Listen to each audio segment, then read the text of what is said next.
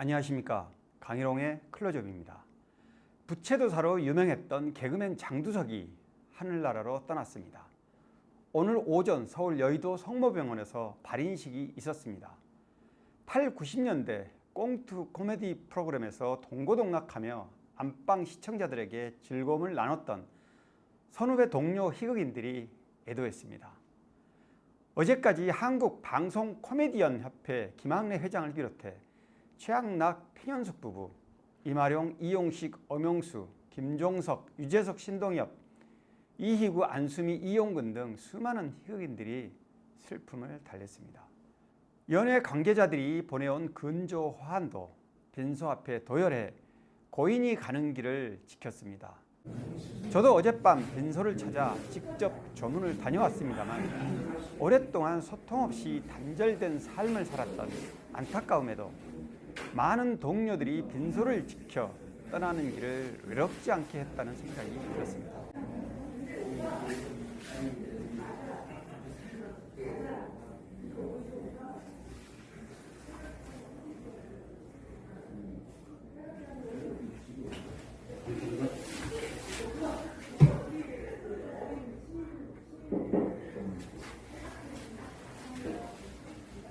감사합니다. 맞으시고요. 네, 동생 많이 빼시고요. 우리 처음 방금 있을 때는 없어요. 자기 합격증이죠.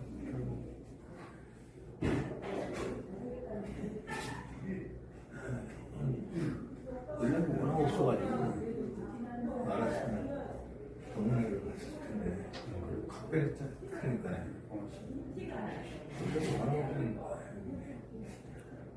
본인 뭐 거의 연락을 안 하고 네, 워낙 그것 때문에 연락을 하나 우리 연락을 찾았어요.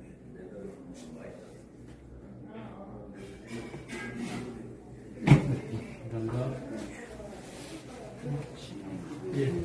동료 연예인들은 빈소에서 고인의 행적 및 과거 코미디 활동 당시의 추억을 되새기며 많은 얘기들을 나눴는데요. 장두석이 스스로 고립된 삶을 살았던 데는 말년에 라지니시라는 인도 사상에 침취돼 매우 철학적 삶을 살았기 때문이었습니다. 한때는 사상의 뿌리를 찾아 인도까지 다녀올 만큼 깊이 빠져 있었던 것으로 보입니다. 가까운 지인들은 장두석의 이런 행적 때문에 스스로 주변과 소통을 단절하게 된 게 아닌가 이해하고 있었습니다. 참고로 라지니시 창시자는 인도의 아차리아 라지니시로 사회주의 등 각종 이념과 사상, 마하트마 간디나 기성, 종교들에 반대하고 성에 대한 개방적 태도를 보여 인도에서조차 논란을 일으켰던 사상입니다. 57년생인 고 장두석은 80년 TBC 제2회 개그 콘테스트를 통해 데뷔했습니다. 이듬해 81년 KBS 개그 콘테스트로 재데뷔한 뒤 KBS ETV 유머 1번지, 쇼 비디오 자키 등에 출연하며 인기를 끌었습니다. 다들 생생히 기억하시겠지만 당시는 꽁트 코미디가 최고의 인기를 누리던 때였습니다. KBS에서는 유머 1번지, 쇼 비디오 자키, MBC에서는 웃으면 복이 와요, 일요일 밤에가 대세 예능 프로그램으로 각광을 받았습니다. 장두석은 KBS 유머 1번지 명물 코너였던 부채도사와 쇼 비디오 자키에서 시커먼스 코너를 이끌며 대세 개그맨으로 주가를 올렸습니다. 당시 부채도사 속 유행어 실례합니다, 실례하세요와 시커먼스 속 유행어 망했다 망했어는 오랜 시간이 지난 뒤에도 리바이벌 회자될 만큼 뜨거운 사랑을 받았습니다. 실례합니다. 실례하세요. 장두석의 유행어는 2015년부터 2016년까지 방송된 TVN 히트 드라마 응답하라 1988에도 등장했었죠. 당시 덕선과 김성균이 실례합니다, 실례하세요, 쏙쏙 들여다보는 부채도사 댁이 맞나요? 라는 장두석의 음악 개그 유행어를 선보여 화제가 됐습니다. 장두석과 함께 쇼 비디오 자키의 시커먼스에서 시커먼 분장을 하고 웃겼던 후배 이봉호는 음악에 대한 관심이 워낙 크신 분이어서 당시 국내에서 생소했던 랩이란 장르를 꽁트에 접목해 시커먼스 코너를 함께 만들었다고 회상했습니다. 어제 장례식장 빈소에서도 이봉원 씨와 여러 얘기를 나눴는데요. 고 장두석과 평소 호용호재하며 지냈던 이봉원은 당뇨 등으로 몸이 안 좋다는 얘기는 들었다면서 이렇게 허망하게 세상을 떠났다는 게 믿겨지지 않는다고 안타까워했습니다. 선배 코미디언이죠. 엄영수도 고인은 고 서세원 씨와 함께 우리나라 2세대 개그맨으로서 코미디 프로그램이 정규 프로그램으로 자리 잡고 시청자들의 사랑을 받을 수 있도록 이끌었던 주역이었다고 추모했습니다. 장두석은 신장 질환을 앓고 있었고 투석을 오랫동안 받았다고 합니다. 당뇨 합병증으로 고생한 것으로도 전해졌습니다. 결혼도 하지 않고 독신으로 혼자 생활했던 고인은 앞에 잠깐 언급한 것처럼 삶의 방식이 좀 특이해서 주변 사람들과 소통하는 것을 꺼려했던 것으로 보입니다. 물론 본인이 남겨둔 자녀도 없습니다. 3남 1녀 중 둘째로 빈소에는 형과 동생 그리고 여동생이 지켰는데요. 조문 직후 제가 형님 되시는 분과 잠깐 얘기를 나눠봤더니 부모님은 오래전에 돌아가셨고 형제들과 자주 소통을 안 하고 혼자 외롭게 살았다고 했습니다.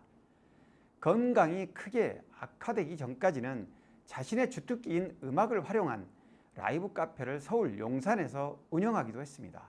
이곳 역시 장두석이 연예계 사람들한테 연락을 하지 않아 후배 개그맨 이봉원 등 극히 몇 명만 가본 적이 있다고 말했습니다. 엄영수의 말에 따르면 지난해 말 고인과 마지막 전화통화를 했다고 하는데요.